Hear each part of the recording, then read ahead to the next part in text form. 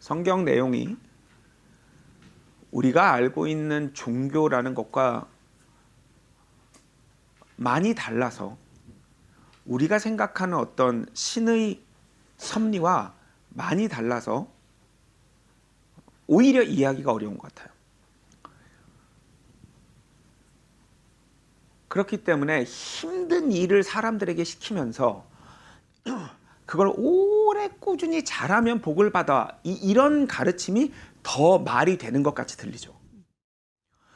근데 우리가 기억해야 하는 것이 이 우주를 만드신 창조주 눈에 우리는 너무나 연약한 애기입니다.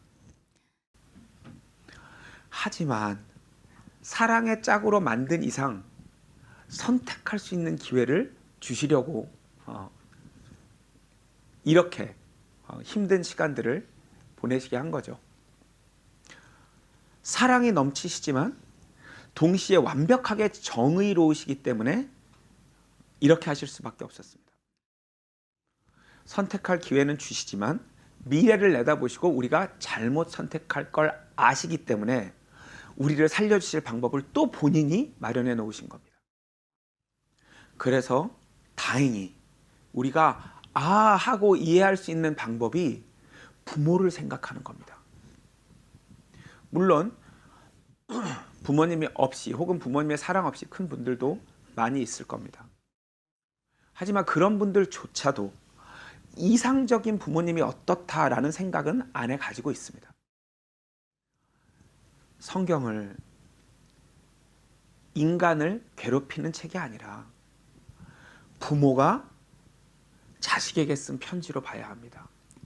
누구보다 자상하시고 누구보다 사랑이 넘치는 부모가 길을 잃은 자식에게 쓴 편지입니다.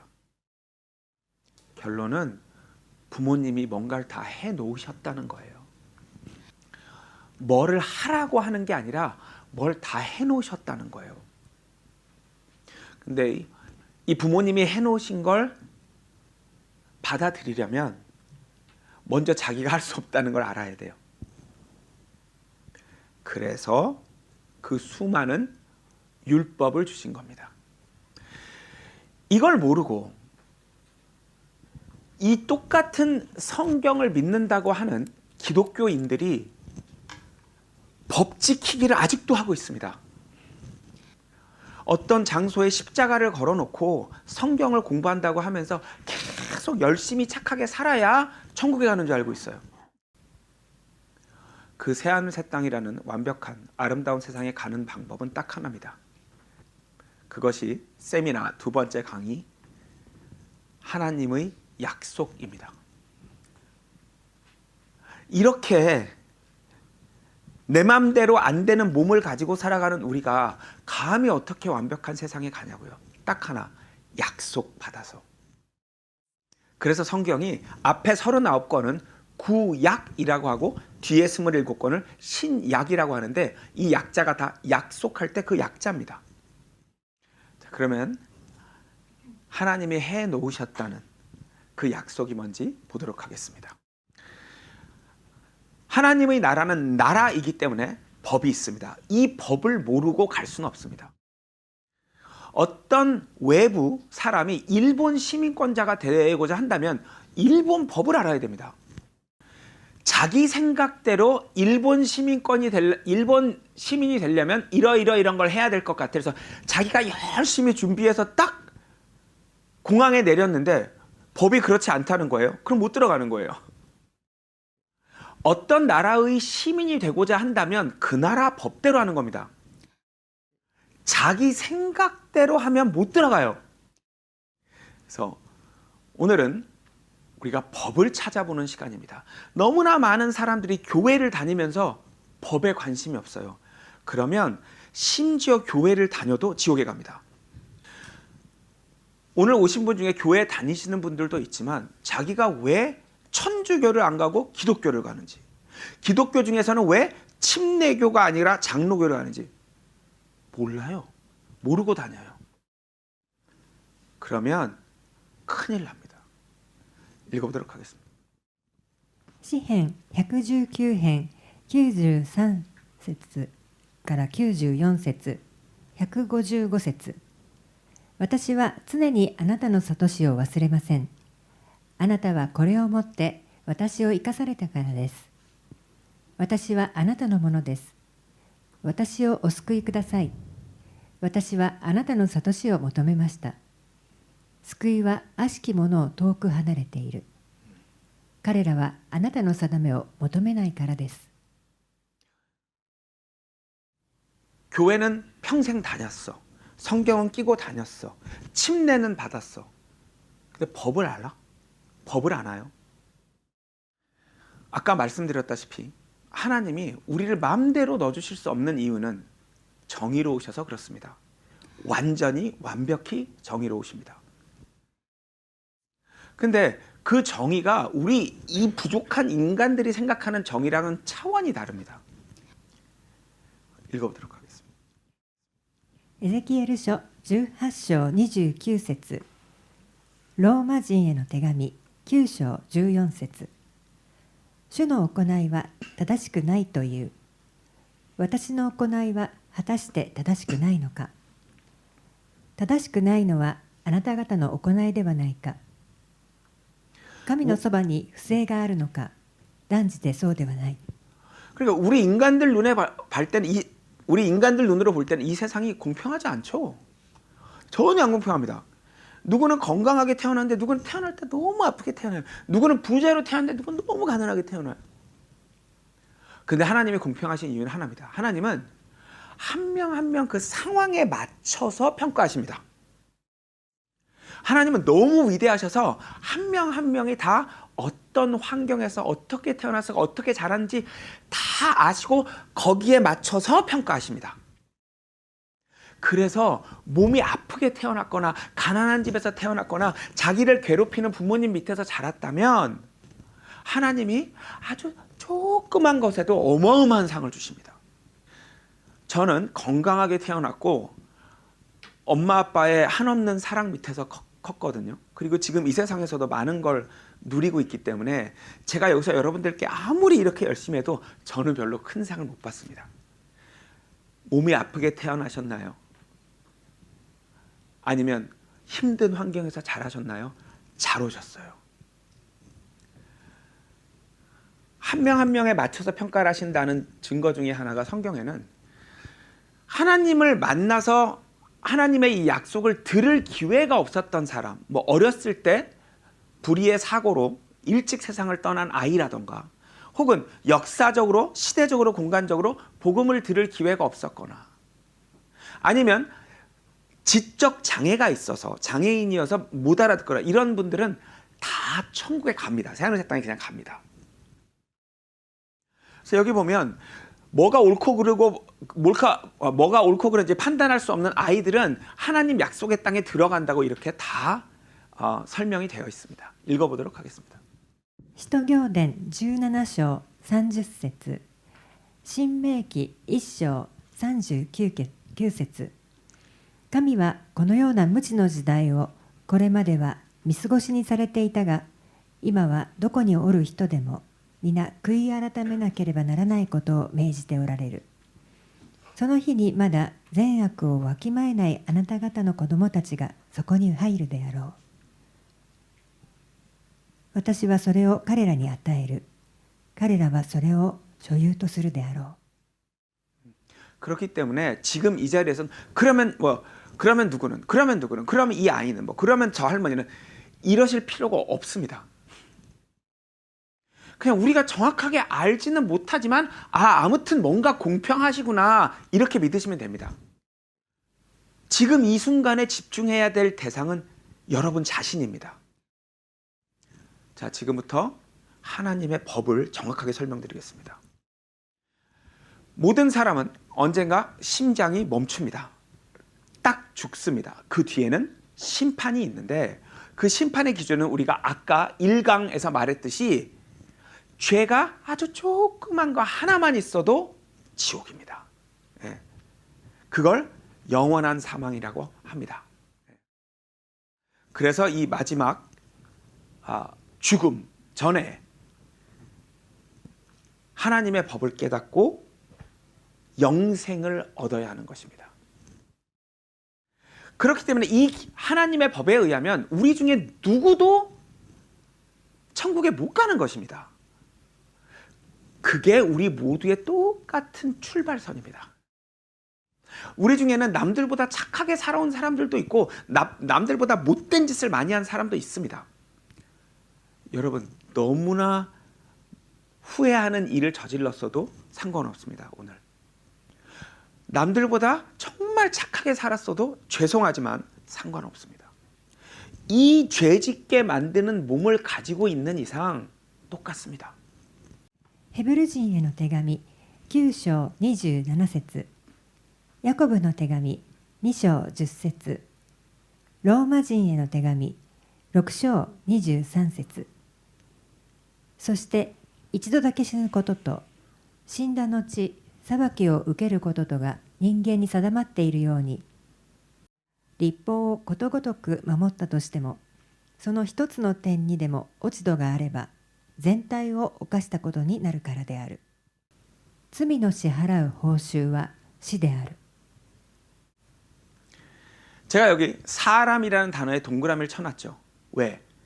여기에 우리에게 주신 구원의 길이 들어있기 때문입니다. 성경에선 부부가 결혼을 하면 그 부부를 합쳐서 한 사람으로 봐주신다는 약속이 있습니다. 근데 이 부부의 신분은 무조건 남편에게 결정됩니다. 남편이 의인이야, 아내가 죄인이야, 그러면 둘이 묶어서 그냥 의인으로 보십니다. 그래서 의인만 들어갈 수 있는 그 하나님의 나라에 들어갈 수가 있는 겁니다. 남편이 의인이면. 근데 생각해보면 이 세상 법도 그래요. 어떤 여자가 있어. 근데 일본 시민권을 받고 싶은데 자격이 안 돼. 방법이 뭐냐? 일본 시민권 있는 남자랑 결혼하면 됩니다. 미국 시민권을 받고 싶은데 자격이 안 돼. 그러면 미국 시민권 있는 남자랑 결혼하면 됩니다. 아, 세상 법도 그렇구나. 딱 하나 확인하는 건 뭐냐면 그 결혼 진짜야 아니야, 그 사랑 진짜야 아니야, 이것만 확인합니다. 하나님이 아들을 낳으셔서 그 아들을 이 땅에 보내신 겁니다. 예수라는 하나님의 아들을 보내셔서 이분이 의인이 되신 상태에서 우리 남편이 되면 우리가 이분 덕택에 하늘나라, 하나님 나라로 갈 수가 있는 것입니다. 자, 하나님이 결혼한 부부는 한 사람으로 볼 거야 라는 약속입니다. ヘブル人への手紙9章27節、エペソ人への手紙5章31節から32節。そして一度だけ死ぬことと死んだ後裁きを受けることとが人間に定まっているように、人はその妻と結ばれ二人は一体となる。この神秘は偉大です。私はキリストと教会について述べているのです。 그리스도라는 존재는 이제 하나님의 아들 예수님이고요. 교회라는 건 이분을 사랑하게 된, 믿게 된 사람들을 말합니다. 그래서 이렇게 사람들이 합쳐서 아내, 그 다음에 예수가 남편, 이렇게 둘을 한 사람으로 보시겠다는 거예요. 우리가 하나님 나라에 들어갈 방법이 이것밖에 없는 거예요. 그래서 아들을 낳으셨어요. 우리 남편 만들어 주시려고. 자, 남편이 머리, 여자가 몸, 이렇게 해서 합쳐서 한 사람, 이런 말씀입니다. 여기서 머리라는 건 이 윗부분을 말하는 게 아니라 우두머리, 대표를 말하는 겁니다. 읽어보겠습니다. エペソ人への手紙5章23節30節。キリストが教会の頭であり、夫は妻の頭だからです。私たちはキリストの体の一部なのです。 이걸 기원전 700년 경에, 즉 예수님이 이 땅에 오시기 700년 전에 미리 약속해 놓으신 거예요. 나 너희랑 결혼할 거야. 여기 조그만 흰색 사람 한 명 있죠? 이게 자기인 거예요. 이게 저예요. 근데 제가 죄인이고 말고 상관이 없는 거예요. 왜? 다 묶어서 그냥 아내 그리고 하나님은 남편만 보고 판단하시니까. 이렇게 되면 이 한 명인 내가 죄를 지었네 안 지었네 남들보다 좀 착하네 못되네 상관이 없어지는 거예요. 읽어보도록 하겠습니다. ホセア書2章19節また私は永遠にあなたと契りを結ぶ。すなわち正義と公平と慈しみと憐れみをもって契りを結ぶ。 왜? 이 방법밖에 없어서. 분명히 죄를 지어서 벌을 받고 그 벌을 몸으로 받아서 그 몸이 이제 죄를 지을 수밖에 없는 상태로 만들 텐데 어떻게 살리냐는 거예요. 자, 그래서 남편을 만나면 시민권이 나옵니다. 근데 문제가 있어요. 이 아내가 빚이 많아요. 그 빚은 뭐냐면 죄의 대가인데 이 몸이 죽는 거예요. 근데 이 부부면 결혼을 한 사이면 남편이 대신 갚아줄 수가 있어요. 그러니까 제가 어떤 나라에 사는 여자인데 일본 시민권을 너무 받고 싶은데 자격이 안 돼요. 심지어 빚도 많아요. 그런데 어떤 일본 남자가 나랑 결혼해 주겠다는 거예요. 그래서 제가 결혼하면 시민권이 나오는 건 감사하는데 제가 빚이 많아요. 그랬더니 그 남자가 빚도 다 갚아주겠다는 거예요. 어떤 남자가 이런 짓을 하냐? 정말 아내를 사랑하는 남자. 나 빚 많아. 괜찮아. 내가 다 갚을게. 근데 하나님이 남편이 갚으면 아내가 갚은 걸로 인정해 줄게 이렇게 말씀하신 약속입니다. 왜? 이 몸으로 벌을 받았잖아요. 그래서 이 몸을 죽이는 그 사망을 남편이 하면 아내가 빚을 갚은 걸로 인정해 주시겠다는 거예요. 아내가 안 갚았어도. 왜? 하나님 눈에 부부는 한 사람이니까. ローマ人への手紙6章23節コリント人への第2の手紙5章14節21節罪の支払う報酬は死である。一人の人がすべての人のために死んだ以上、すべての人が死んだのである。神は私たちの罪のために罪を知らない方を罪とされた。それは私たちが彼にあって神の義となるためなのである。 남편과 아내가 결혼을 하면 이 부부가 한 사람으로 보이잖아요. 하나님 눈에는.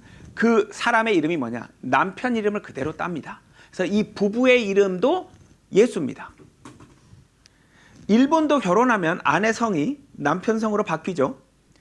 모든 인간의 기원은 결국 하나님에서 왔기 때문에 이런 것들이 아직 남아있는 것입니다. 그래서 여기 말하는 그 사람이란 이 부부 예수라는 사람이고요. 여러분들이 이해하시기 쉽게 제가 이렇게 괄호 표시를 해놨습니다. 그냥 예수 개인과 부부 이름 예수 차이입니다. 그래서 여기 그 사람 안에서 우리가 의롭게 된다 뭐야? 이 사람의 일부가 되면 우리가 죄인이어도 이 남편 때문에 의인이어서 그냥 이 사람 안에 있으면 우리도 의인이다. 이게 하나님이 성경 안에 주신 약속입니다. 약속인 거예요. 그래서 예수님이 이 땅에 오셨을 때 여기 왜 왔냐? 아내 빚 갚아주러 오셨다고 그렇게 그냥 말씀하시는 거예요. 처음부터. 그래서 그게 사랑이라는 거예요. 내가 사랑하는 사람이 무시무시한 벌을 받게 생겼어. 자기가 대신 받는 거예요. 그게 사랑이에요. マルコによる福音書10章45節ローマ人への手紙5章8節人の子が来たのも仕えられるためではなく、また多くの人の贖いとして自分の命を与えるためである。まだ罪人であった時、私たちのためにキリストが死んでくださったことによって、神は私たちに対する愛を示されたのである。 자, 그러면 우리가 평생 지을 죄를 어떻게 아시고 2000년 전에 벌을 받으셨냐? 간단합니다. 우리가 1강에서 공부했듯이 하나님은 시간 바깥에 계시잖아요. 그래서 미래를 내다보실 수가 있어요. 미래를 내다보실 수 있기 때문에 박진영의 인생이 미리 책에 기록되어 있다 이겁니다. 근데 이게 우주를 만드시기도 전에 미리 써놓으셨대요. 왜? 미래를 내다보실 수 있으니까. 그래서 여러분 이름이 제 이름이 있는 책이 있듯이 여러분 한 명 한 명 이름이 쓰여 있는 여러분들의 평생 그 모든 것이 기록된 책이 하늘나라에 있습니다. 읽어보겠습니다. 詩編139編16節あなたの目はまだ出来上がらない私の体を見られた。私のために作られた我が弱いの日のまだ一日もなかったとき、その日はことごとくあなたの書に記された。 그래서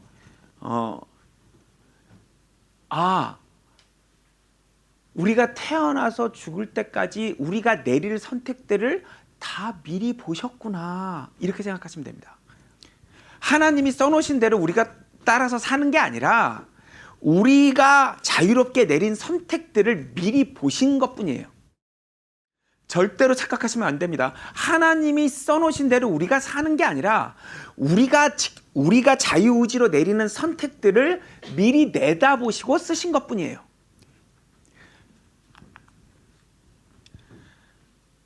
벌을 이제 대신 받아주셔야 되는데 우리가 아까 벌을 어디로 받았다 그랬죠? 정신, 몸 중에 어디에 받았다 그랬죠? 몸이라고 했죠.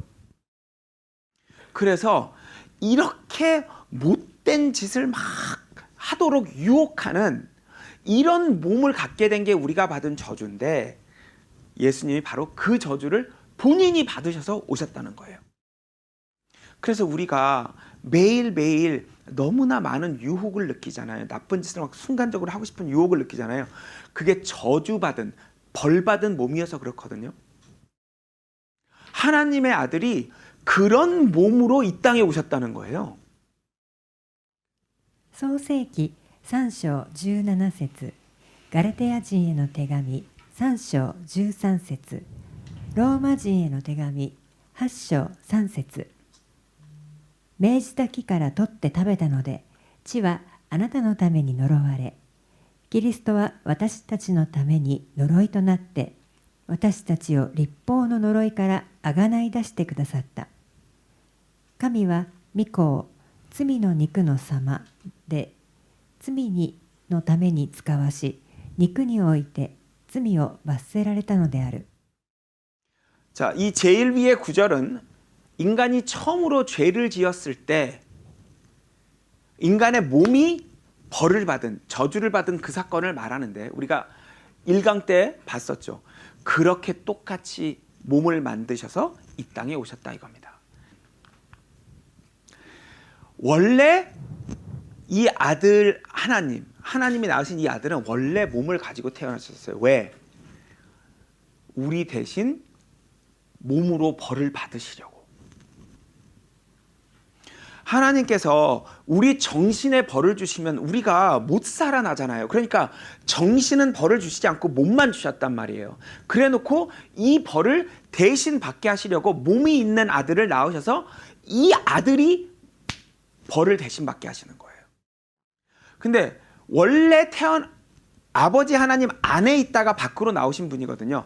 이 밖으로 태어나셨을 때 원래 몸이 어떠셨냐면 죄를 안 짓는 완벽한 몸이었어요. 원래는 하늘 재질의 몸, 죄 안 짓는 몸, 썩지 않고 늙지 않고 병들지 않는 그런 몸으로 원래 태어나셨습니다. 그런 몸을 가지고 계신 분이 우리 대신 벌을 받으시려고 몸을 우리처럼 바꿔서 이 땅에 오신 거예요. 그분을 예수라고 하는 것입니다. 그래서 이제 그 몸을 가지고 우리가 받아야 될 벌을 다 받으시기 시작합니다. 이 땅에 오셔서 예수님이 성경 선생님들과 싸웁니다. 그 당시에도 이 성경을 가르치는 분들이 많았어요. 지금으로 치자면 목사죠. 근데 예수님이 와서 너희 다 잘못 가르치고 있어 이렇게 혼을 내시니까 그 목사들이 직업을 잃게 생겼잖아요. 너무너무 화가 나서 사람들을 모아서 예수님을 때려 죽입니다. 그렇게 해서 우리가 받아야 될 벌을 받게 되십니다. 그 당시 이제 성경 가르치던 사람들이 와서 사람들을 불러서 예수님을 때리기 시작하는 것입니다. マタイによる福音書26章67節から68節、ヨハネによる福音書19章1節から2節、マルコによる福音書15章24節。彼らはイエスの顔に椿をかけて拳で打ち、またある人は手のひらで叩いていった。キリストよ、言い当ててみよ。打ったのは誰か。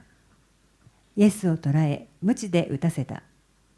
兵卒たちはいばらで冠を編んでイエスの頭にかぶらせ、それからイエスを十字架につけた。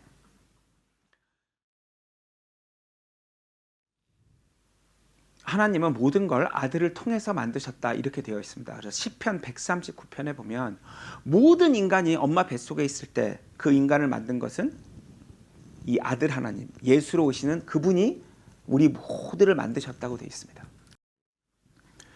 예수님 얼굴에 침을 뱉은 사람, 예수님을 주먹으로 때린 사람, 예수님 뺨을 때린 사람 전부 다 예수님이 만드신 인간입니다.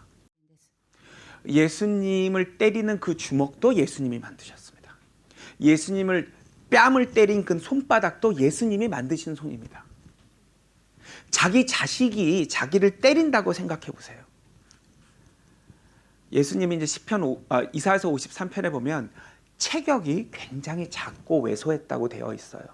그러니까 막 체격이 크신 게 아니에요. 근데 그분을 옷을 벗겨서 채찍질을 막 한 겁니다. 가시가 여기 하나만 찔러도 정신을 못 차리게 아픈데요. 이 수백 개의 가시로 관을 엮어서 여기다 꽉 박아 놓습니다. 얼굴에는 사람들이 뱉은 침이 엉겨져 있고 사람들이 주먹으로 치고 뺨을 때려서 얼굴은 다 터져 있고 온 몸은 채찍 자국이 나 있고 여기는 가시로 관이 돼서 피가 줄줄줄 납니다. 그 상태에서 눕혀서 십자가에 양손과 발에 못을 박습니다.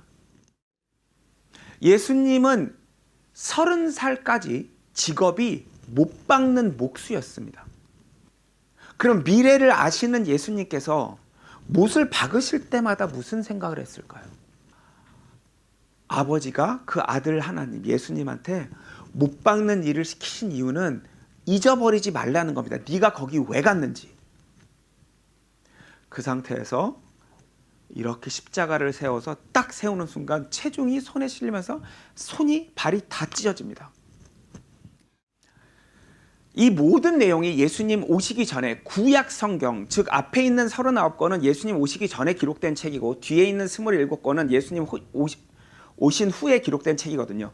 이 구약 성경에 이미 예수님이 어디서 태어나실지, 어디서 자라나실지, 어떤 일을 당하다가 어떻게 돌아가실지 다 써놓은 것입니다. 그래서 예수님은 자기가 하고 싶은 대로 한 게 하나도 없어요. 구약 성경에 기록된 그대로 사셔야 되는 거예요. 근데 예수님께서 그걸 전부 다 하셨는데 딱 하나 아직 안 하신 게 있었던 거예요. 바로 시편 69편, 예수님 오시기 1000년 전에 기록되어 있던 이 얘기 하나를 안 하신 거예요. 아직. 그게 뭐냐면 제가 목마르다고 할 때 그 사람들이 식초를 줬습니다 라는 구절이 미리 1000년 전에 쓰여져 있는데 그거 하나를 아직 안 하신 거예요. 그래서 목마르다 하십니다. 그랬더니 식초를 줍니다. 그래서 돌아가시기 직전에 구약 성경에 나에 대해서 쓰여 있는 건 전부 다 했다 하시고 약속하시고 돌아가십니다. 자, 위에 것만 읽어보겠습니다. ヨハネによる福音書19章28節から30節。イエスは今や万事が終わったことを知って、私は乾くと言われた。それは聖書が全うされるためであった。そこに水ぶどう酒がいっぱい入れてある器が置いてあったので、人々はこのぶどう酒を含ませた海面をヒソプの茎に結びつけてイエスの口元に差し出した。するとイエスはそのぶどう酒を受けて、すべてが終わったと言われ、首を垂れて息を引き取られた。스베테가 오왔다. 구약 성경에 기록된 모든 건 끝냈다. 자, 근데 우리가 아까 읽은 구약 성경 내용 중에 뭐가 있었죠? 너 남편으로 올 거야. 너랑 결혼할 거야. 라는 약속이 있었잖아요. 그러면 여기 있는 구약 성경에는 이 내용도 있는데 이것도 하셨다는 거예요. 자, 그래서 뭐예요? 예수님 혼자 죽었는데, 예수님 혼자 돌아가셨는데 우리 빚을 갚았다고 봐주시는 거예요, 하나님은. 한 사람이 모든 사람을 위하여 죽었으면, 예수가 우리를 위해서 죽었으면 하나님 보시기엔 우리도 죽은 거라 이거예요. 남편이 아내 빚 갚았으면 아내가 빚 갚았다는 약속인 거예요. 이건 하나님의 약속입니다. 예수님이 돌아가실 때 인간이 보고 있었다면 뭐 이렇게 예수님 혼자 돌아가신 거예요. 근데 자, 하나님 눈에는 어떻게 보였냐면 이렇게 보인 겁니다. 우리는 아직 태어나기도 전에 2000년 전인데도 남편, 아내, 미래에 태어날 우리까지 다 남편 되어주신 거예요. 이걸 믿게 된 사람들이 나중에 이렇게 쏘는 거야. 아, 하나님 눈에는 내가 십자가에 못 박혔구나. 하나님은 그렇게 보셨구나. コリント人への第2の手紙5章14節、ローマ人への手紙6章4節。私たちはこう考えている。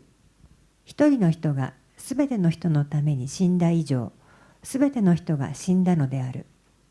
私たちはその死に預かるバプテスマによって彼と共に葬られたのである。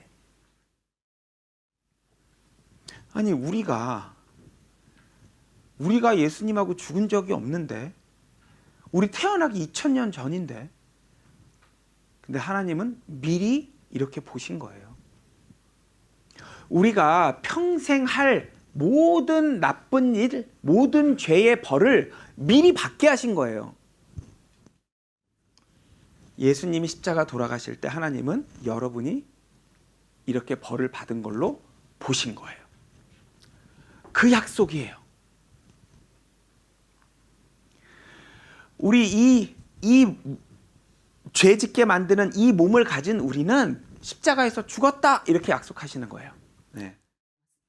자, 빚이 있는데 빚을 다 갚았으면 이제 빚에서 자유롭게 된 거죠.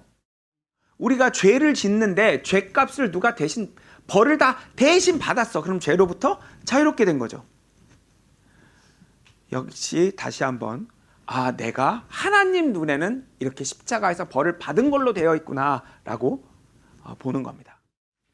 ローマ人への手紙6章6節から7節、ガラテヤ人への手紙2章20節。私たちのうちの古き人はキリストと共に十字架につけられた。それはこの罪の体が滅び、罪の奴隷となることがないためである。すでに死んだ者は罪から解放されているからである。私はキリストと共に十字架につけられた。 자, 볼게요. 이 몸 때문에 죄 짓는 거랬잖아요. 벌을 우리 다 몸으로 받았잖아요. 그죠? 그 몸을 십자가에서 죽여버리셨다고요. 이 몸을. 그거 하시려고 몸을 우리처럼 만드셔서 오신 거잖아요. 이 몸을 가지고 오셨는데도 33년 동안 한 번도 죄를 안 지으셨어요. 왜? 의인으로 돌아가셔야 우리가 남편 덕분에 의인이 되잖아요. 그러니까 죄를 지으실 수가 없는 거예요. 그래서 아버지가 해주신 그 말씀을 믿은 거예요. 네가 내려가서 33년 동안 끝까지 죄를 안 짓고 이 사람들 대신 벌을 싹 받으면 나 너희 다 함께 이 나라로 데리고 들어올게. 이런 약속을 하신 거예요. 그래서 끝까지 죄를 안 지으시고 이렇게 십자가에서 돌아가십니다. 그러면 남편이 의인이기 때문에 우리는 의인이에요.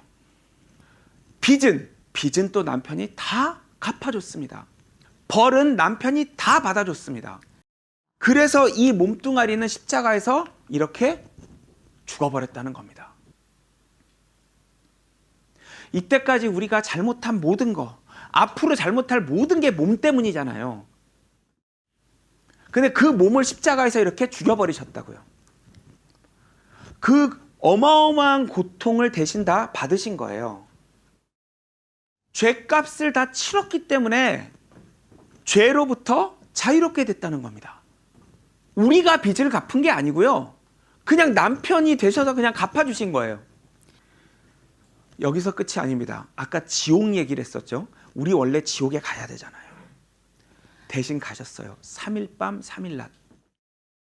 그 온몸에 화상을 입는 것 같은 고통을 사망의 고통이라고 합니다. 이걸 3일 동안 다 느끼신 거예요. 원래 우리가 받아야 될 벌을 3일 동안 우리가 받아야 될 고통을 다 받으신 다음에 살아나셨어요. 왜 나오실 수 있었냐? 의인이시잖아요. 의인이시기 때문에 벌만 대신 다 받아주고 나오실 수가 있었던 거예요. 이 부활이란 말을 대부분의 목사님들이, 대부분의 교회가, 대부분의 신학교들이 잘못 가르칩니다. 지금도 대부분의 목사님들, 거의 모든 목사님들이 부활을 죽었다 살아난 거라고 가르치십니다. 부활은 저주받은 죄를 막 짓는 몸을 갖고 있다가 죄 안 짓는 몸을 갖게 된 걸 부활이라고 합니다. 성경에 보면 죽었다가 살아난 사람들이 최소한 10명 이상 나오는데요. 단 한 번도 부활했다 이렇게 말하지 않습니다.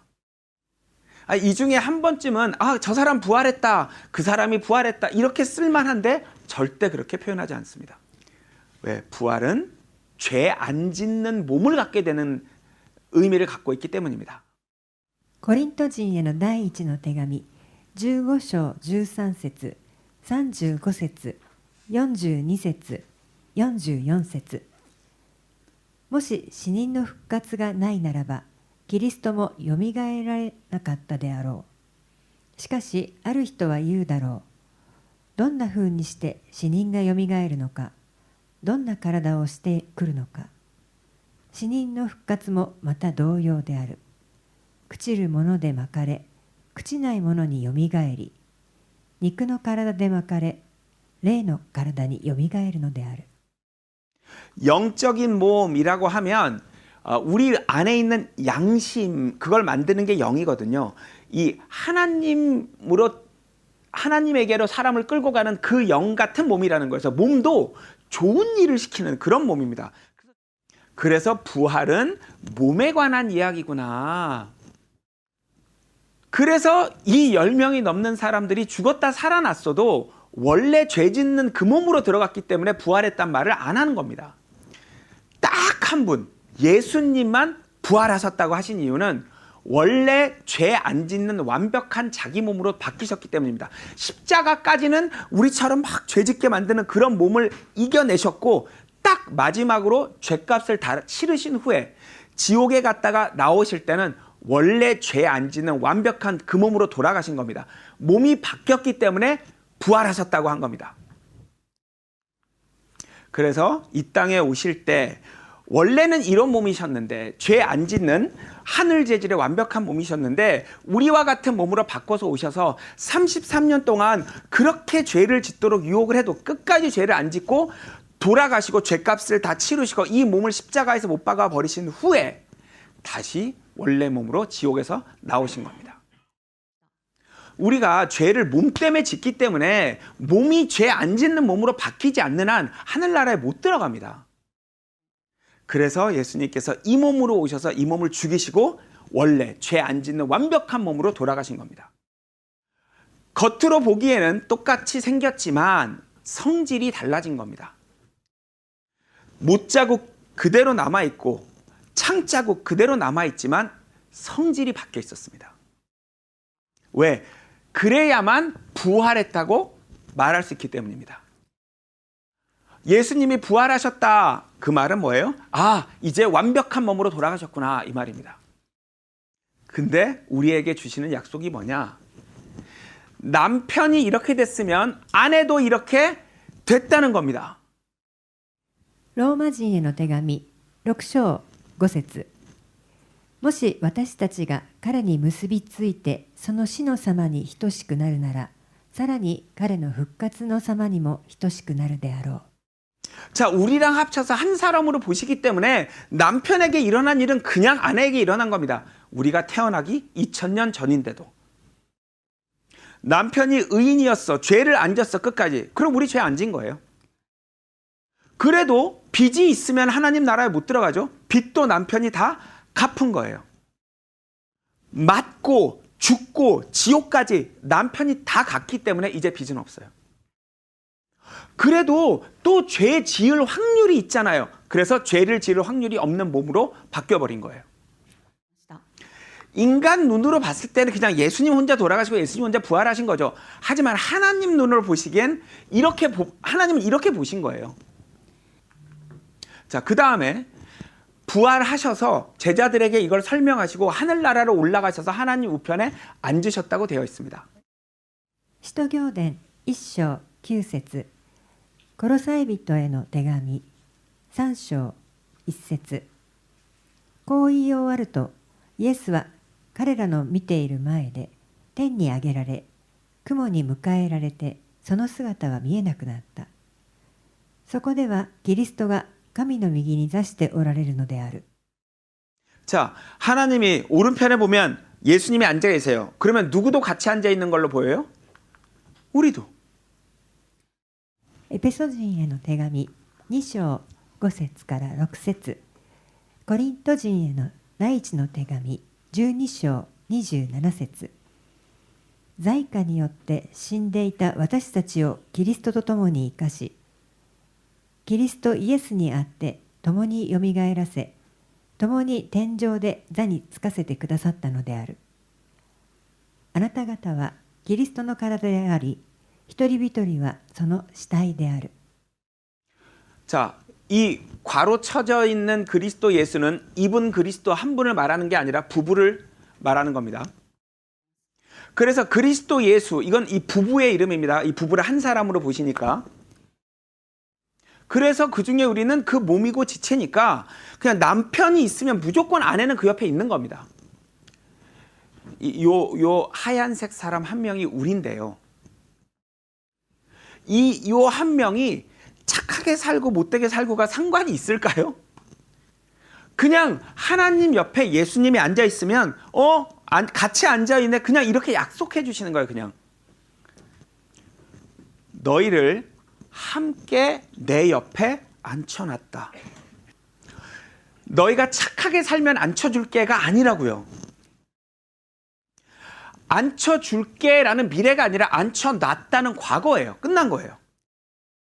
왜? 나는 너희를 사람으로 안 봐. 여기 간, 허파, 쓸개 이런 걸로 보지 사람으로 안 봐. 이 약속인 거예요.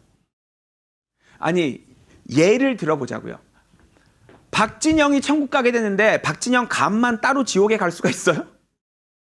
박진영이 천국 가면 간, 허파, 쓸개 무조건 따라가듯이 이 사람을 대표하는 예수님이 오른쪽에 앉아 계시면 그냥 같이 가는 거예요. 어떤 다른 인간의 몸, 다른 인간의 간, 쓸개, 허파가 아니고 예수님의 몸, 예수님의 지체로 봐주신다는 거예요. 너희를 예수의 몸, 그 지체로 봐주시겠다라는 약속입니다. 그래서 하늘나라에 지금 이미 앉혀놨다는 약속입니다.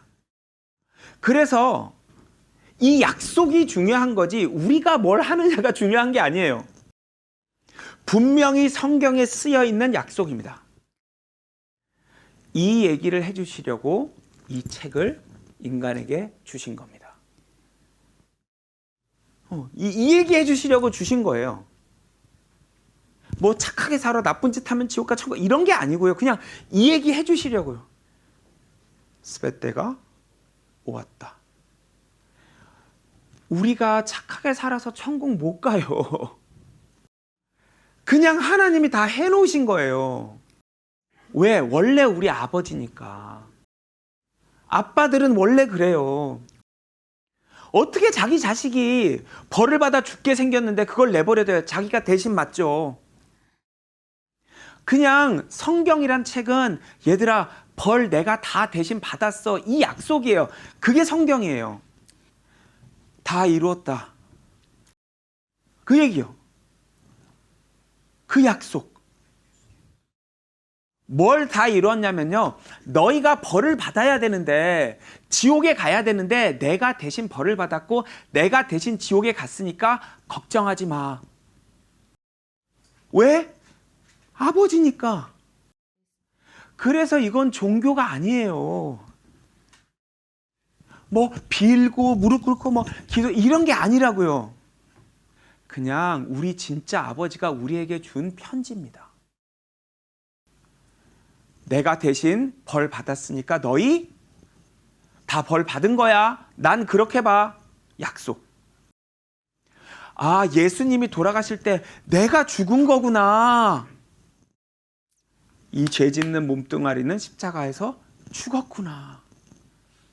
지옥에도 대신 가셨구나. 그리고 죄 안 짓는 몸으로 바뀌었다고 그렇게 약속을 해주시는구나. 우린 아직도 이 죄 짓는 몸을 갖고 있죠. 저 아마 내일 또 죄 질 거예요. 근데 그게 다 상관이 없어요. 왜? 하나님은 죄 안 짓는 몸으로 바뀌었다고 보시니까.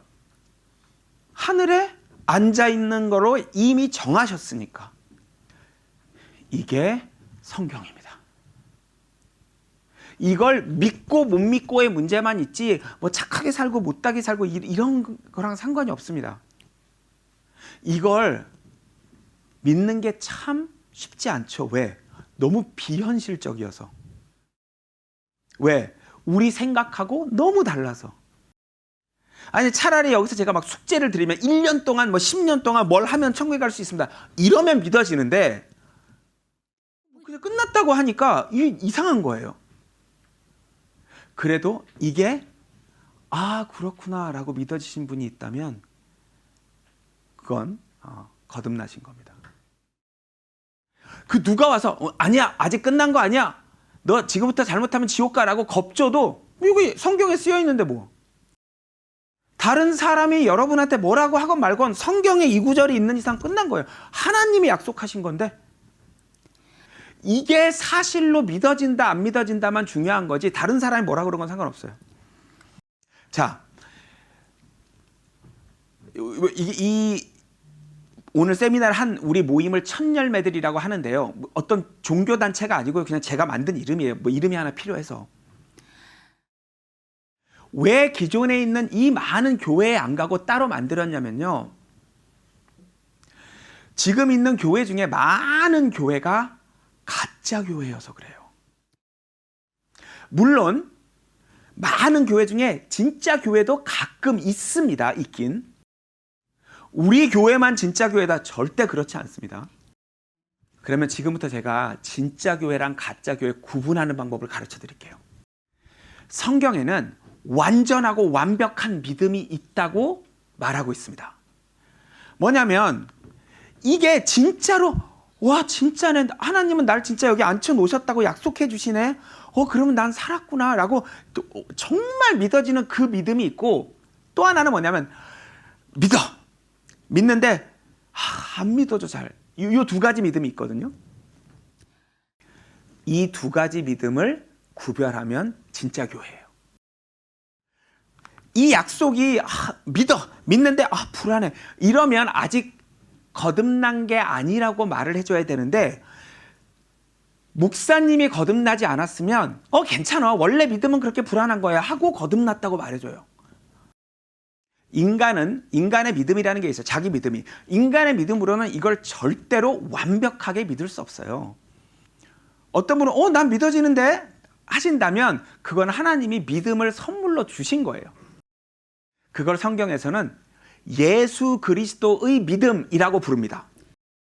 예수님이 이 땅에 우리와 같은 몸으로 오셨잖아요. 33년 동안 막 죄를 짓게 유혹을 하는데도 죄를 안 지으실 수 있었던 이유는 믿음이라는 걸 만들어서 붙들고 계셨어요. 이걸 예수 그리스도의 믿음이라고요. 예수님이 가지고 계셨던, 만들고 가지고 계셨던 그 믿음. 뭐예요? 아버지가 해주신 그 약속을 믿는 거. 내가 죄를 안 짓고 대신 벌을 받으면 나 믿는 사람들 다 살려주시겠다는 그 약속을 본인이 믿으신 거예요. 그렇게 해서 죄를 안 지으신 거예요. 33년 동안. 오늘 오신 분 중에 이게 와, 나 그러면 천국 간 걸로 돼 있네 라고 정말 믿어지신 분들은 그 믿음을 선물로 받으신 거예요. 어떤 분들은 진짜 듣자마자 그냥 믿어져요. 와, 이렇게. 저는 이 복음을 다 알고도 7년 동안 안 믿어졌어요. 나 믿는데, 분명히 믿는데 계속 안 믿어져. 근데 7년이 지나서 거의 난 뭐 이렇게 안 믿어지지 하고 성경을 읽다가 갑자기 믿어졌어요. 하지만 그 7년 동안 안 믿어지는 시간이 없었으면 저는 이렇게 공부를 안 했을 거예요. 하나님이 한 명 한 명마다 쓰시고자 하는 계획이 다르기 때문에 그 거듭나는 시기도 어떤 사람은 듣자마자 바로, 저 같은 사람은 7년, 이렇게 다 다르게 하시는 겁니다. 어떤 사람들은 딱 거듭나고 다시 자기 마음대로 살아요. 어머, 나 천국 가게 됐네. 끝. 사람들이 박진영 2단이라는 얘기를 많이 합니다. 근데 이렇게 2단하면 사람들이 말을 안 듣는다니까요. 사람들을 통제하고 이용해 먹으려면 안 끝난 거라고 말해요. 너 아직 안 끝났어. 너 잘못하면 지옥 가. 내 말 안 들으면 지옥 가. 이렇게 해야 부려먹죠. 이렇게 가르치면 헌금도 잘 안 내요. 이게 어떻게 2단이에요? 그럼에도 불구하고 진짜 그런 믿음을 받은 사람들은 완벽한 믿음이 있다고 말할 수밖에 없어요. 그 완벽한 믿음을 예수 그리스도의 믿음이라고 하고, 그거는 믿음의 끝, end of your faith. 그래서 어느 날 받는 거라고 돼 있어요. 받는 거라고. 그리고 여기 보면 믿고 있는 사람들에게 예수 그리스도의 믿음을 준다 이렇게 돼 있는 거죠. 이 인간이 먼저 믿긴 해야 돼요. 이걸 회개라고 해요. 회개. 나 믿을 거야. 나 이거 맞는 것 같아. 나 믿어야지 하면 어떤 사람은 그냥 한순간에 믿어야지도 뭐고 없이 어머 이렇게 거듭나는 사람도 있지만, 저 같은 사람은 믿어야지 7년. 그러나 이런 믿음이 있습니다. 그래서 진짜 교회에 가면 서로 전 거듭났어요. 전 아직 거듭나지 못했어요. 이렇게 막 서로 얘기를 합니다. 저는 아직 10년째 안 믿어져서 참 고생하고 있어요. 그래요? 이렇게 서로 얘기해요. 이렇게 완벽한 믿음이 있는 사람, 없는 사람 정확하게 나누면 참 교회입니다. 명확하게 날카롭게 구분되면 진짜 교회입니다. 단 그 구분은 누가 하냐? 본인밖에 모르죠. 남이 해주는 게 아니고 제가 해주는 게 아니라 그냥 본인 입으로. 어떤 사람이 갑자기 어느 날 어머 저 믿어졌어요 하면 축하해요. 저희 첫열매들 예배를 듣는 분들이 한 800분 정도 되는데요. 거듭났다고 하시는 분들, 아직 거듭나지 못하셨다고 하는 분 한 반반 정도 됩니다. 다만 절대로 애매하게 두지 않아요. 거듭난 사람, 거듭나지 않은 사람, 이렇게. 왜? 출생이잖아요. 태어났거나 아직 못 났거나 하지 중간이 어디 있어요. 완전히 완벽하게 믿어진다는 사람과 아직 의심이 남아있다는 사람, 딱 이 둘로 나뉘는 거죠. 자, 그러면 오늘 지금 믿어지신 분들도 있고 안 믿어지는 분들도 있을 거예요. 그러면 안 믿어지신 분들은 아직 안 거듭난 건데 어떻게 하면 되냐? 저처럼 하면 됩니다. 7년 동안 저는 이렇게 이 말씀들을 믿고 기다리고 있었어요. 분명히 제가 거듭나지 않은 걸 제가 알았거든요. 이게 중요합니다. 본인이 거듭나지 않았다는 걸 알지 못하면 거듭날 수가 없어요. 알아야 됩니다. 그래서 거듭난 목사들이 정확하게 알려주는 거예요. 자, 오래 매달리면 틀림없이 주신다고 약속이 되어 있는 거예요. 지치게 힘겹게 끈질기게 매달리면 줄 수밖에 없다. 물론 그냥 바로 주시는 사람도 있지만 오래 걸리는 사람은. 다만 거듭난 사람들 가운데 거기에 붙어 있어야 돼요. 거듭난 사람들 거기에 껴 있어야 돼요. 그래야만 거기서만 영생을 주신다고 돼 있어요. 제가 7년 동안 제일 많이 한 기도예요. 믿습니다. 근데 제가 안 믿어져요. 좀 도와주세요. 이렇게 하면 분명히 언젠가 주십니다. 괜찮아요. ルカによる福音書11章8節から9節13節マルコによる福音書9章24節詩編133編1節3節しきりに願うので起き上がって必要なものを出してくれるであろう。求めよ、そうすれば与えられるであろう。天の父はなおさら求めてくる者に聖霊をくださらないことがあろうか。その子の父親はすぐ叫んでいった。信じます。不信仰な私をお助けください。見よ、兄弟が和合して共におるのはいかに麗しく楽しいことであろう。主が賢に祝福を命じ、常しえに命を与えられたからである。 자, 그러면 이제 거듭난 사람들 혹은 거듭나지 않은 사람들도 같이 섞여 있는 이 교회는 어떤 걸 바라보고 살아야 되느냐? 세 계명을 주십니다. 몇백 개 주신 율법은 못 지키는 거 깨닫게 해주시려고 몇백 개를 주신 거지만 이건 진짜 지키라고 주신 거여서 하나입니다. 뭐냐? 서로 사랑하라인데 이 말 뜻이 뭐냐면요. 간, 쓸개, 허파, 위가 서로 사랑하잖아요. 얘네끼리 나가서 밥 먹고 노는 게 아니라 이 몸 전체를 건강하게 하려고 각자 맡은 역할 하는 그걸 서로 사랑하라고 하는 겁니다. 자, 신랑은 준비가 돼 있는데 신부가 지금 이렇게 크고 있는 거예요.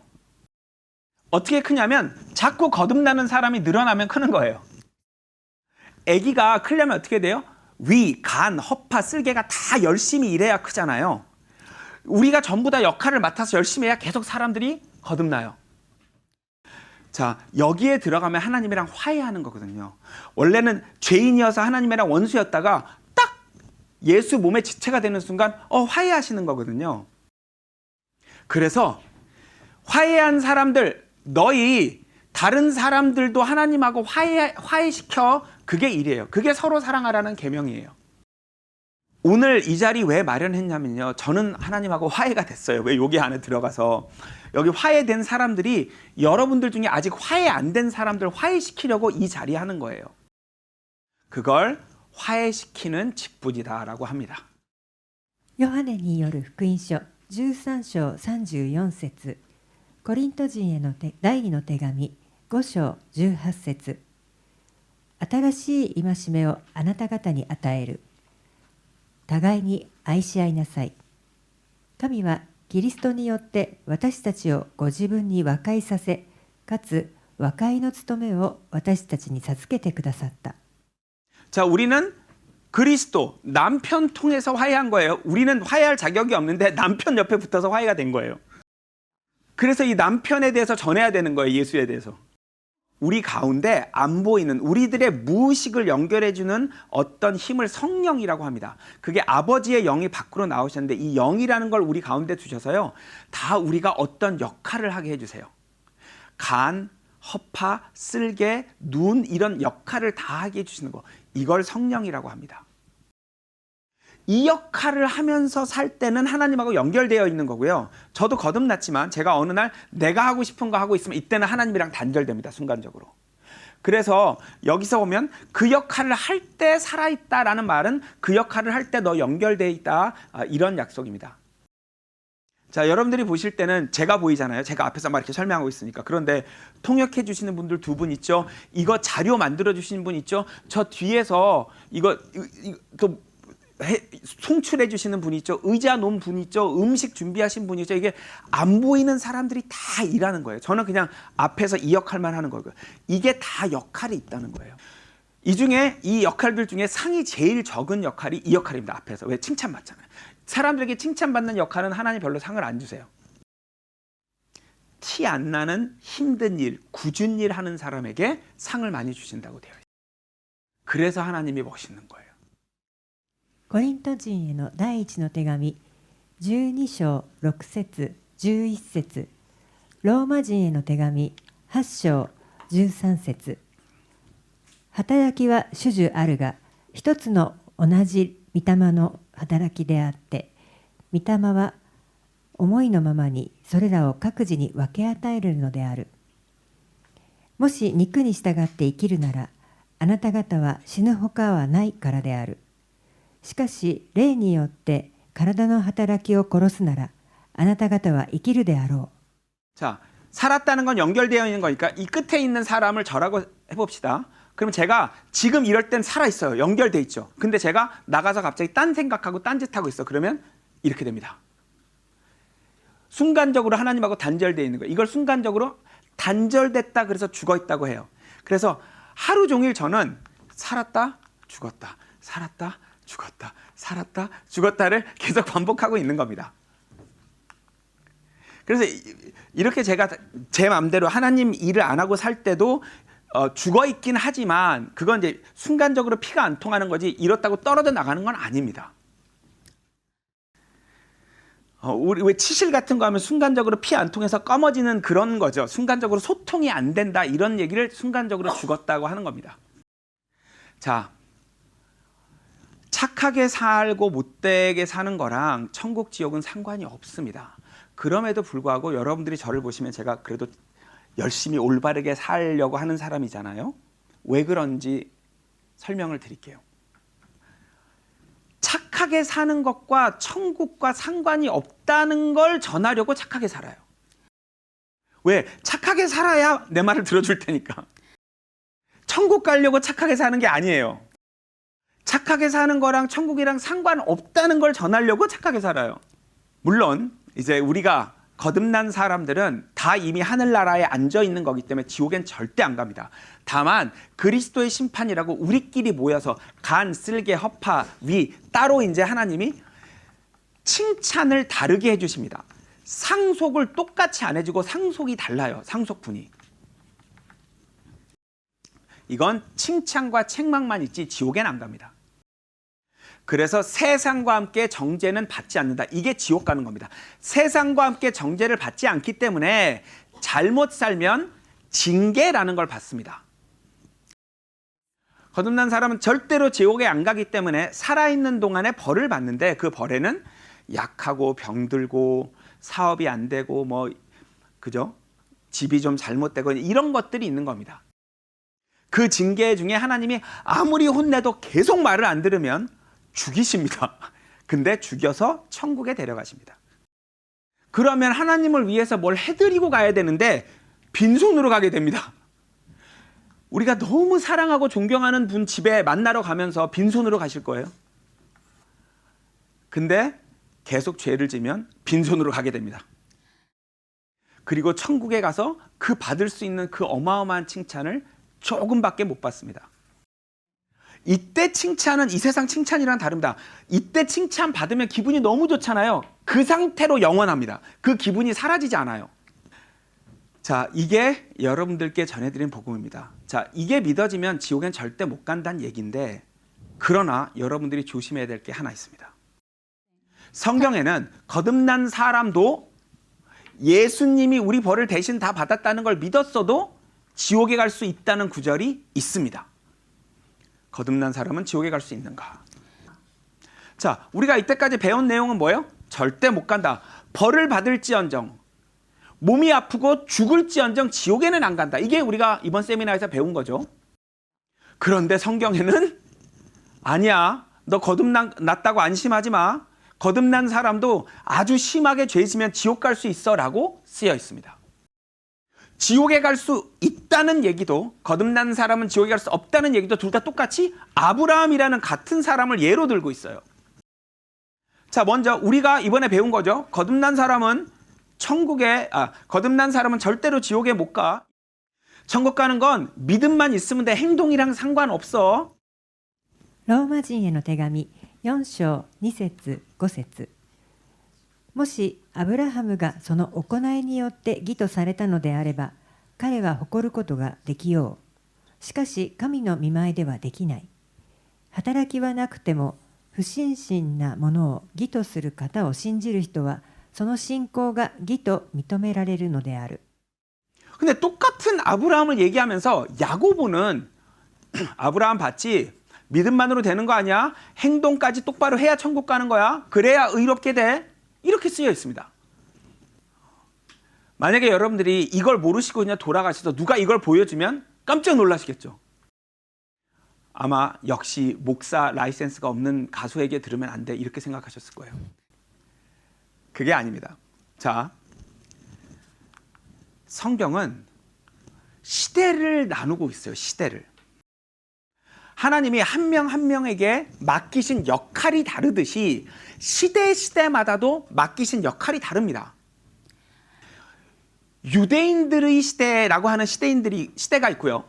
이방인들의 시대라고 하는 시대가 있습니다. 유대인들의 시대라고 하는 시대는 하나님이 기적을 통해서 일을 하세요. 죽어있는 사람을 막 살릴 수가 있습니다. 거듭난 성도들이. 자, 우리 시대에는 저 거듭난 성도거든요. 제가 죽은 지 며칠 된 사람을 살릴 수 있어요, 없어요? 어떤 목사님도 못 살리거든요. 여기 보세요. 여기는 막 살려요. 엘리야도 죽은 사람 살렸죠. 엘리사도 죽은 사람 살렸죠. 베드로도 죽은 사람 살렸죠. 바울도 죽은 사람 살렸어요. 막 살려요. 완전히 죽은 사람 막 살려요. 이게 이상한 일이 아니에요. 우리 이 시대만 안 되는 거예요. 이렇게 생각하시면 됩니다. 이방인의 시대, 우리 시대에는 성도가 죽은 사람을 못 살리는 시대. 유대인의 시대는 성도들이 죽은 사람을 살릴 수 있는 시대. 그래서 유대인의 시대에는 성도들에게 능력을 더 주십니다. 죽은 사람을 살릴 수 있고 바다를 갈라서 지나갈 수가 있습니다. 또 몇만 명이 재산을 합쳐서 지내는데 안 싸워요.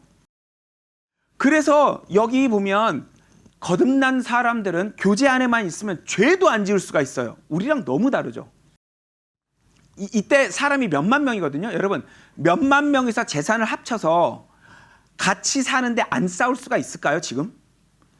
여러분 만약에 내일까지 전부 다 전 재산 팔아서 저한테 입금하세요 하면 여러분 하시겠어요? 절대로 안 되는 겁니다. 이건 우리 시대에는. 누가 뭐라고 해도 재산 넘기지 마세요. 使徒行伝4章32節34節から35節ヨハネの第一の手紙3章9節信じた者の群れは心を一つにし思いを一つにして一切のものを共有にしていた。売ったものの代金を持ってきて人たちの足元に置いた。そしてそれぞれの必要に応じて誰にでも分け与えられた。神から生まれたものは罪を犯さない。神の種がその人のうちにとどまっているからである。またその人は神から生まれたものであるから罪を犯すことができない。 자, 거듭난 사람은 죄를 짓지 않는다는 이 구절을 보면 우리는 거듭난 게 아닌 거예요. 왜? 죄 지으니까. 그래서 이게 시대를 구분 안 하면 완전히 헷갈립니다. 그래서 바울이 쓴 편지와 나머지 성경을 구분해서 읽어야 된다라고 성경에서 말해준 겁니다. 자, 할례자들, 이거 유대인 말합니다. 그리고 이방인들, 이렇게 담임 선생님이 달라요. 그래서 할례자들의 선생님, 우리의 선생님, 이 저자가 다릅니다. 우리 시대를 위해서 바울이라는 선생님을 따로 마련해 주신 거예요. 그래서 바울이 66권 성경 중에 13권을 따로 쓴 겁니다. 우리 시대를 위해서. ガラテヤ人の手紙2章8節から9節ルカによる福音書12章48節ペテロに働きかけて割礼の者への使徒の務めに就かせた方は私にも働きかけて異邦人に使わせてくださったからである。かつ私に賜った恵みを知って柱として重んじてられるヤコブとケパとヨハネとは私とバルナバとに交わりの手を差し伸べた。そこで私たちは異邦人に行き彼らは割礼の者に行くことになったのである。知らずに打たれるようなことをした者は打たれた方が少ないだろう。多く与えられたものはからは多く求められ、多く任されたものからはさらに多く要求されるのである。 자, 이 게바는 베드로를 말합니다. 베드로, 야고보, 요한, 나머지 모든 성경은 기본적으로 유대인 시대를 살아가는 사람들을 위해 쓰여진 것입니다. 바울이 우리 이방인들을 위해서 성경을 썼는데 이건 사람들을 구분하는 게 아니라 사실은 시대를 구분하는 겁니다. 이방인들에게 복음이 넘어갔다라고 선포된 사도행전 28장, 이때 공식적으로 선포가 되는데 이 시대가 바뀌는 겁니다. 이방인들의 눈이 떠졌을 때는 유대인들의 눈이 안 떠지고 유대인들이 눈이 떠졌을 때는 이방인들의 눈이 안 떠지기 때문에 사실은 사람들을 구분한 것이 아니라 시대를 구분한 것입니다. 바울 편지, 야고보서. 자, 바울의 편지는 분명히 말하죠. 행동이랑 상관없어. 야고보는 뭐라 그래요? 행동 꼭 필요해. 그래서 성경이 이렇게 바울과 나머지를 구분하라고 가르쳐 주신 거예요. 왜 그러냐? 유대인의 시대는 더 주셨잖아요. 성도들에게 능력을 더 주셨잖아요. 막 죽은 사람도 살릴 수 있고 바다를 가를 수 있고 몇만 명이서 재산을 합쳐도 안 싸고 능력을 더 주셨잖아요. 그래서 더 요구하시는 거예요. 이렇게 간단하게 생각하시면 됩니다. 성도가 죽은 사람을 살려낼 수 있는 시대에는 거듭난 사람이 그것만으로 천국 가는 게 아닙니다. 이방인의 시대는 거듭난 사람이 성도들이 죽은 사람을 살려낼 수 없는 시대에는 거듭난 것만으로 천국 가는 겁니다. 바울 편지 쓴 13통 외에도 우리를 위한 이야기들인데요. 단 가려서 보면 됩니다. 가시를 발라내고 먹으면 됩니다. 자, 이제 히브리서 바울의 편지 아닙니다. 여기에 보면 거듭난 사람도 무섭게 떨 정도의 이야기들이 있어요. 자, 이것들은 용서받을 수 없는 죄라는 개념인데요. 바울 편지에는 없습니다. 바울 편지 바깥에는 용서받지 못하는 죄라는 죄가 나오거든요. 이거 외에도 많습니다. 그러나 우리 시대 이야기가 아닙니다. ヘブル人への手紙10章26節から27節、マタイによる福音書12章32節。